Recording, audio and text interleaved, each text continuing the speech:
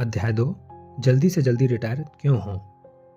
लगभग 10 साल की कड़ी मेहनत और संघर्ष के बाद मैं 47 साल की उम्र में आर्थिक दृष्टि से स्वतंत्र हो गया। उस साल यानी 1994 में एक दोस्त ने फ़ोन पर मुझे सलाह दी, यह पक्का कर लेना कि कंपनी बिकने के बाद तुम कम से कम 1 साल की छुट्टी मनाओ। मैंने जवाब दिया, 1 साल की छुट्टी? मैं तो रिटायर होने के बाद ज़िंदगी भर छुट्टी मनाना चाहता हूँ। नहीं, तुम ऐसा नहीं कर पाओगे, मेरे दोस्त नाइल ने कहा। नाइल उस टीम के सदस्य थे जिसने 1980 के दशक में कई प्रमुख बिजनेस शुरू और खड़े किए थे, जिनमें एमटीवी और सीएमटी यानी कंट्री म्यूजिक टेलीविज़न शामिल थे। इनमें से कुछ बिजनेस बेचने के बाद वे 41 साल की उम्र में रिटायर हो गए थे और अब मेरे यही अनुभवी दोस्त अपने रिटायरमेंट के सबक मुझे बता रहे थे। उन्होंने कहा, 3 महीने से भी कम समय में आप ऊब जाएंगे और कोई नई कंपनी शुरू करने की सोचने लगेंगे। आपके लिए सबसे मुश्किल काम हाथ पर हाथ रखकर बैठना है।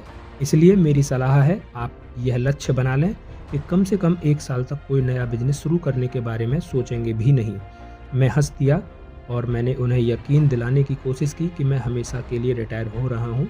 मैंने कहा, नया बिजनेस शुरू करने की मेरी कोई योजना नहीं है, मैं रिटायर हो चुका हूँ। मैं अब दोबारा काम नहीं करूँगा। अगली बार जब आप मुझे देखोगे तो पहचान ही नहीं पाएंगे। न मैं सूट में होऊंगा और न मेरे बाल छोटे होंगे।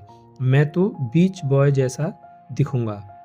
नाइल ने मेरे शब्द सुने लेकिन फिर भी अपनी बात पर अड़े रहे। वे चाहते थे कि मैं वह बात सुन लूं और समझ लूं जो वे मुझे बताने की कोशिश कर रहे थे। उनके लिए यह महत्वपूर्ण था कि मैं उनका संदेश समझ लूं। बहुत लंबी बातचीत के बाद उनकी बात मुझे समझ में आने लगी।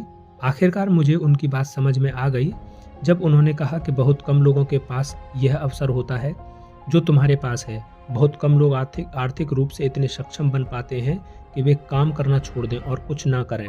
बहुत कम लोग जीवन के बीच में वाकई रिटायर हो सकते हैं, सबसे ज़्यादा आमदनी के वर्षों में। ज़्यादातर लोग चाहते हुए भी काम करना नहीं छोड़ सकते, भले ही वह काम से नफरत करते हों, लेकिन वे काम करना नहीं छोड़ सकते हैं। इसलिए इस उपहार को हल्के में ना लें। यह एक ऐसा उपहार है जो बहुत कम लोगों को मिलता है, इसलिए इसका आनंद लें। 1 साल तक कुछ भी ना करें। नाइल ने आगे स्पष्ट किया कि ज़्यादातर उद्यमी अपनी कंपनी बेचने के तत्काल बाद नई कंपनी शुरू कर देते हैं। उन्होंने कहा, मैं बिजनेस बनाता हूँ, बेचता था, तुरंत दूसरा नया बिजनेस खड़ा करने लगता। उन्होंने कहा, मैं बिजनेस बनाता था, बेचता था और तुरंत नया बिजनेस खड़ा करने लगता था। मैंने 35 साल की उम्र तक 3 कंपनियां बनाई और बेची। मेरे पास बहुत पैसा था लेकिन मैं काम करना नहीं छोड़ पाया। मैं रुकने का मतलब ही नहीं जानता था।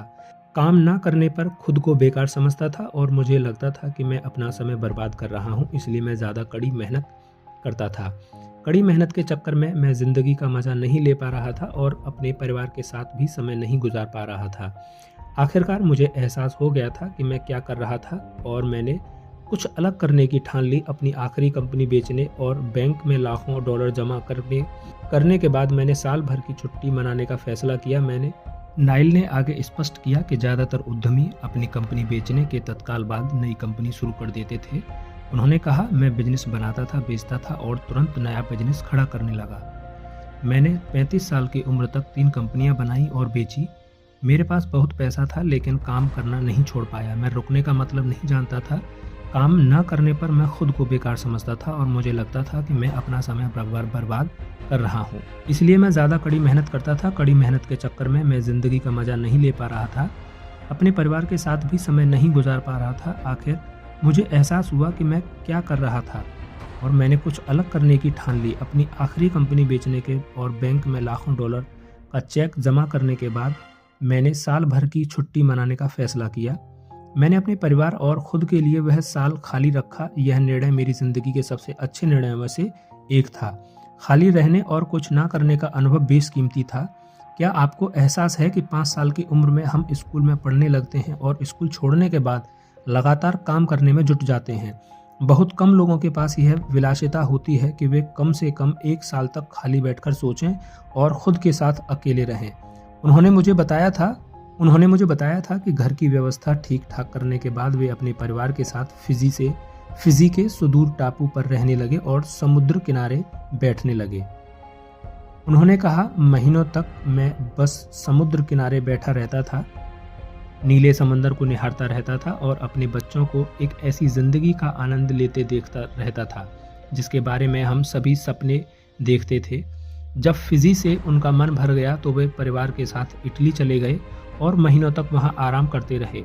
उन्होंने कहा, पूरे 1 साल बाद जाकर मैं दोबारा समझदार इंसान बन पाया। मुझे यह पता ही नहीं था कि जागने पर यह एहसास कितना कष्टकारी था कि मेरे पास कोई काम नहीं है, कोई मीटिंग अटेंड नहीं करनी है, कोई हवाई जहाज नहीं पकड़ना है, बिल चुकाने के लिए पैसे नहीं जुटाने हैं। मानसिक रूप से धीमा होने और अपने शरीर से एड्रिनल को बाहर निकालने में मुझे पूरा 1 साल लग गया। मुझे इतना धीमा होने में पूरा साल का आराम करना पड़ा ताकि मैं दोबारा ठीक से सोच सकूं और आदर्श स्थिति में आ सकूं। मैं तब 41 साल का था। 36 साल से मैं कहीं पहुंचने के लिए भाग रहा था और अब मैं वहां पहुंच चुका था। सबसे मुश्किल काम जो मुझे करना पड़ा। नाइल्स ने सही कहा था। रिटायरमेंट के बाद सबसे मुश्किल काम था हाथ पर हाथ रखकर बैठना और कुछ ना करना।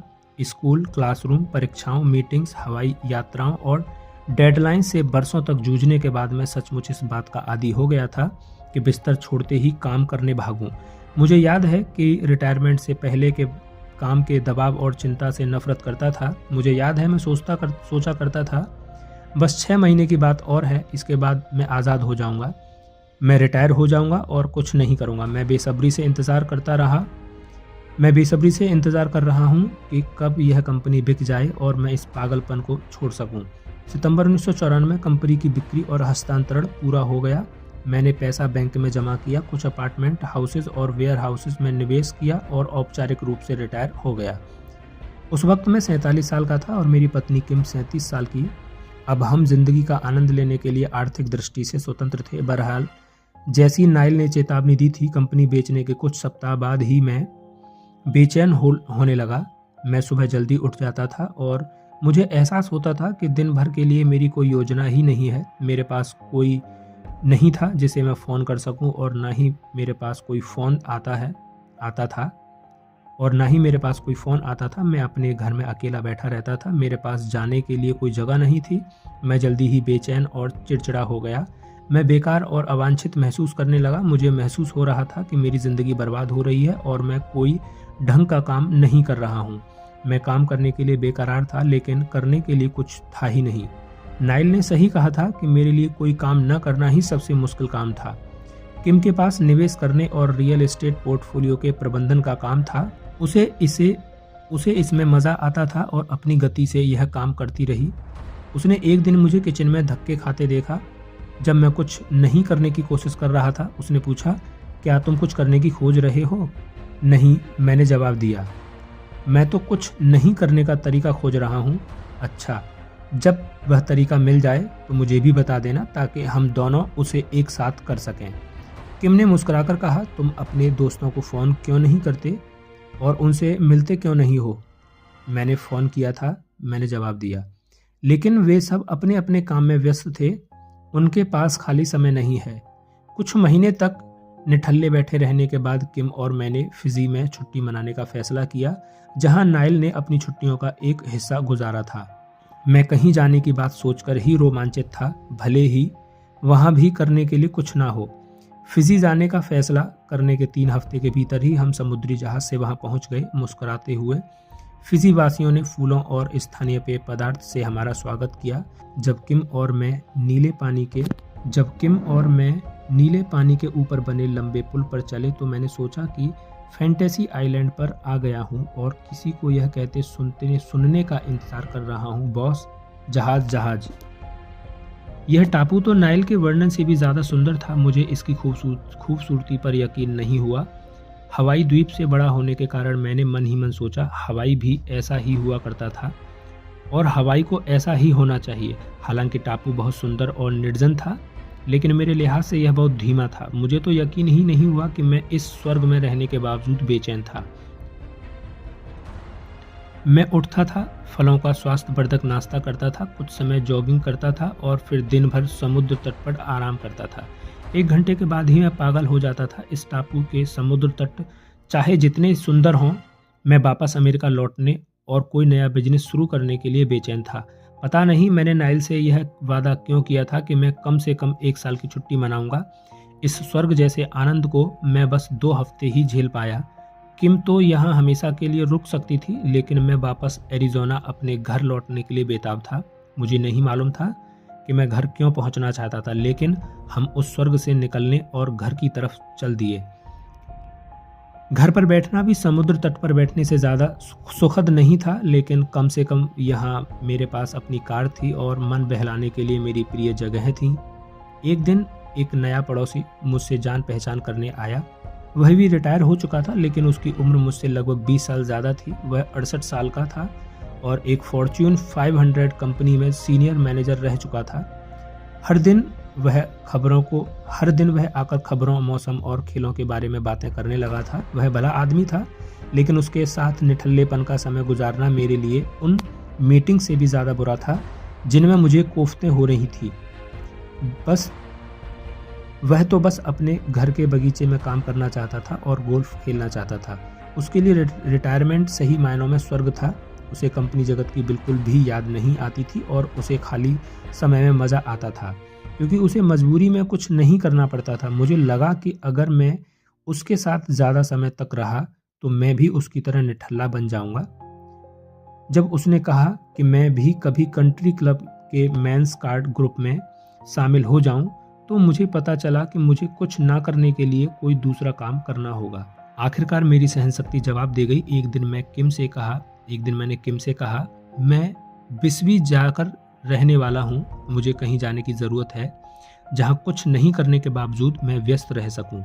कुछ दिनों के बाद उस छोटे रेंच पर रहने लगा जिसके मालिक किम और मैं थे। यह वीरान ज़मीन का सुंदर टुकड़ा था जो एक घाटी में छिपा था। इसके चारों ओर ओके के वृक्ष लगे हुए थे और एक नदी बहती थी। यहाँ बहुत से हिरन थे और कभी कभार पहाड़ी शेर भी दिख जाता था। यह सुंदर रेंच न्यू मैक्सिको के पहाड़ों में था, जो एरिज़ोना की सीमा पर है। मुझे आखिरकार वह जगह मिल गई थी जहाँ मैं साल भर की छुट्टी मना सकता था। यह एक ऐसी जगह जहाँ मैं बिना कुछ किए व्यस्त रह सकता था। कुछ दिनों तक पहाड़ों पर रहने के बाद मैं शांत होने लगा और साल भर की छुट्टी के कार्यक्रम का आदी होने लगा। मेरी सांस धीमी हो गई और मेरे जीवन की गति भी मीटिंगों और डेडलाइंस के दबाव के बजाय शांति मेरे दैनिक जीवन का हिस्सा बन गई। 1 साल की छुट्टी आखिरकार शुरू हो गई और वह वैसी ही थी जैसा नाइल ने कहा था।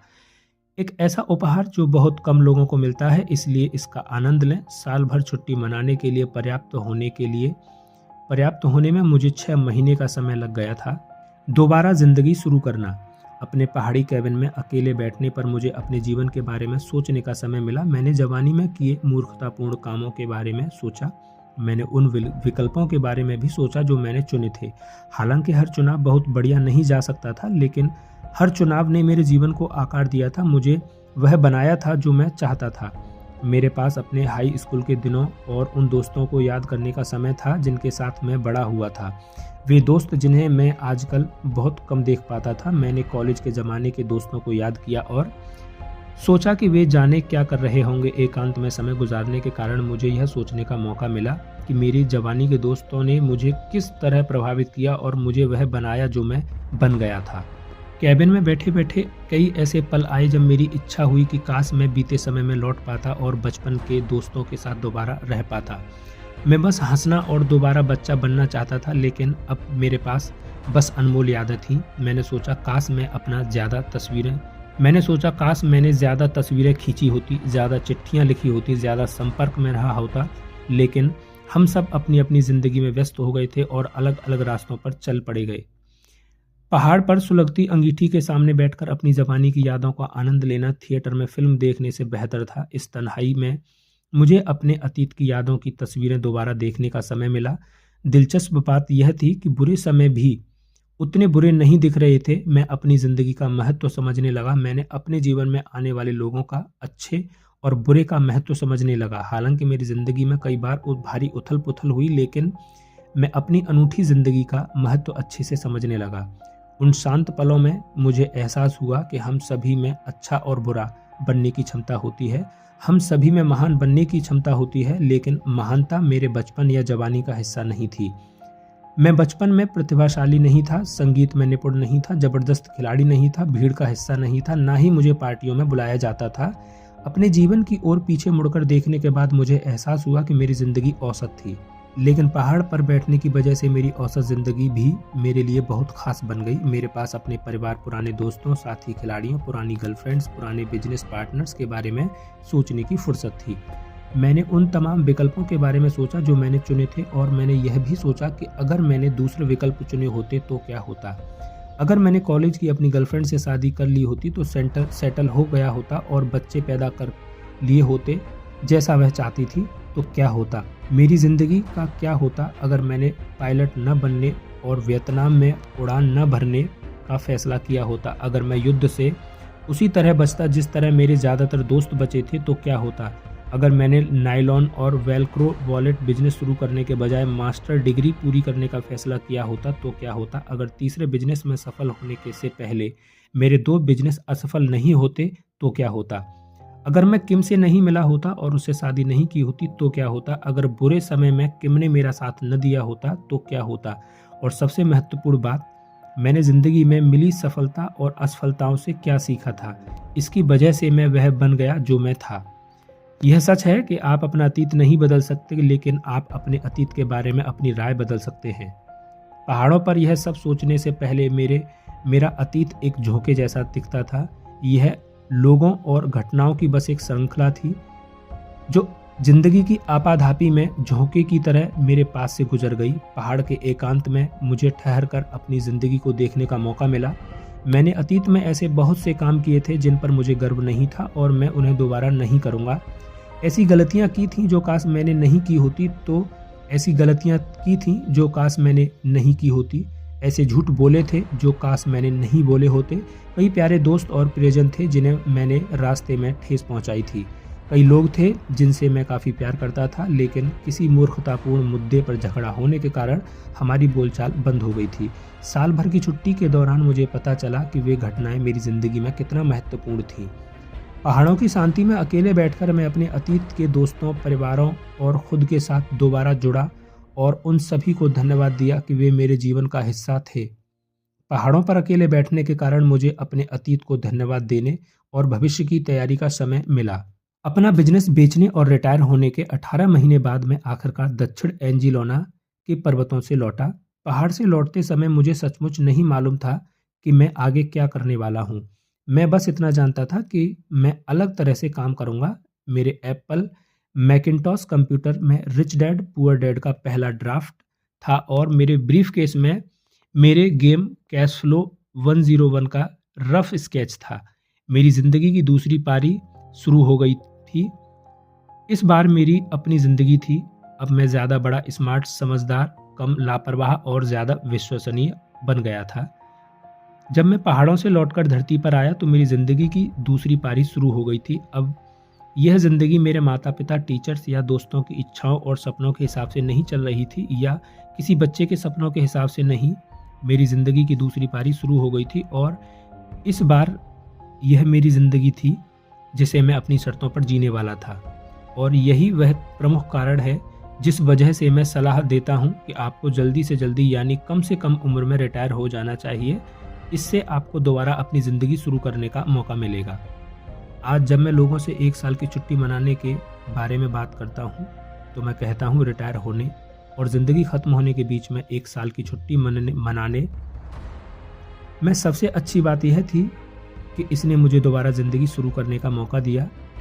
एक सुझाव, चाहे आप जल्दी रिटायर हो सकते हों या नहीं, मेरा सुझाव है कि आप हर महीने कम से कम 1 घंटे का समय निकालकर अपनी ज़िंदगी के बारे में सोचें। अपनी ज़िंदगी के बारे में सोचने का समय निकालने पर मैंने पाया, नंबर 1, मैं जिसे महत्वपूर्ण मानता था वह उतना महत्वपूर्ण नहीं था। नंबर 2, मैं जहाँ था वह महत्वपूर्ण था।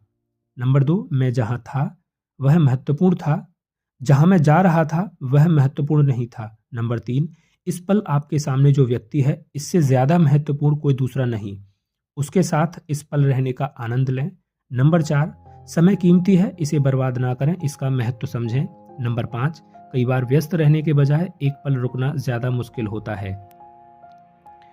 जल्दी रिटायर होने का सबसे बड़ा फ़ायदा यह हुआ कि ज़िंदगी का महत्व समझ में आ गया, भले ही यह आपाधापी तनाव और समस्याओं से भरा हो। जब मेरे पास करने के लिए कुछ नहीं था, तब मुझे पता लग गया कि कितना काम करना कितना ज़रूरी है। जब काम नहीं था तो मुझे समझ में ही नहीं आ रहा था कि मैं क्या करूं। आज मैं ज़िंदगी की भाग-दौड़ का महत्व समझ गया हूं, क्योंकि मैं जानता हूं कि निठल्ले बैठे रहना कैसा होता है। तो आप इस वक्त जिस भी हालात में हों, उसके महत्व को समझने के लिए एक पल निकालें, क्योंकि कल यह सिर्फ एक याद बनकर रह जाएगी। कैश फ्लो टेक्नोलॉजी इंक की director of operations Mary Painter की चिट्ठी। अपने करियर के दौरान मैं पेंसिल्वानिया स्टेट रिटायरमेंट सिस्टम के disabilities of death benefits division में काम करती थी। मुझे बहुत अच्छी तरह याद है कि 19-20 साल की उम्र में मैं रिटायर्ड लोगों के वारिसों के लिए मृत्यु लाभों की प्रोसेसिंग करती थी। मृत्यु प्रमाण पत्र देखते समय मैं इस बात पर हैरान होती थी कि कितने सारे लोग रिटायर होने के चंद महीनों के भीतर ही बीमारी से मर जाते हैं और कई तो आत्महत्या तक कर लेते हैं। जब मैंने अपने साथी कर्मचारियों से इस बारे में पूछा कि लोग रिटायर होने के बाद इतनी जल्दी क्यों मर जाते हैं, या जिंदगी भर काम करने के बाद आराम करने की मंजिल पर पहुंचने के बाद आत्महत्या क्यों कर लेते हैं, तो उन्होंने मुझे बताया कि कुछ लोगों के लिए काम ही जिंदगी है, उनकी जिंदगी में कुछ था ही नहीं। दूसरा कारण यह बताया गया कि कई लोग जिंदगी भर नौकरी करते थे और रिटायरमेंट के बाद पेंशन के भरोसे रहते थे। तब जाकर उन्हें पता चलता था कि उन्हें तो सिर्फ गुजारे लायक पेंशन ही मिलती थी। वे अपनी जिंदगी के ऐसे मोड़ पर थे जब उनके पास दुनिया का सारा समय था। जब वे चाहें वह कर सकते थे, लेकिन उन कामों के लिए उनके पास पैसे नहीं थे। नासमझी से मैंने सोचा कि यह मेरे साथ नहीं होगा, फिर भी मैं उसी रास्ते पर चलने लगी जिस रास्ते पर इनमें से कई लोग सफ़र कर चुके थे। 19 साल तक बहुत से प्रमोशनों और करियर की सीढ़ी पर चढ़ने के बाद मुझे एहसास हुआ कि यह मेरे परिवार और मेरे लिए काफ़ी नहीं होगा। मेरे पति और मेरी दोनों की राय यह थी कि हमें अपने जीवन में गंभीर बदलाव करने की ज़रूरत थी। हम एरिज़ोना गए, जहां हमने अपने विचारों को तरतीब से जमाने में कुछ समय लगाया और कुछ नौकरियों के लिए इंटरव्यू दिए। उनमें से एक इंटरव्यू कैश फ्लो टेक्नोलॉजी में था। मुझे रिच डैड पुअर डैड की एक प्रति दी गई। मैंने घर जाकर पूरी पुस्तक एक दिन में ही पढ़ डाली। हालांकि मैं खुद को बहुत खुशकिस्मत मानती हूँ कि मुझे कैश फ्लो में नौकरी मिली, लेकिन इससे भी ज़्यादा महत्वपूर्ण बात, मैं समझ गई कि मुझे क्या करना चाहिए ताकि मेरा हाल भी अंत में उन बदनसीबों जैसा ना हो जिनकी दास्तान मैंने बरसों पहले सुनी थी।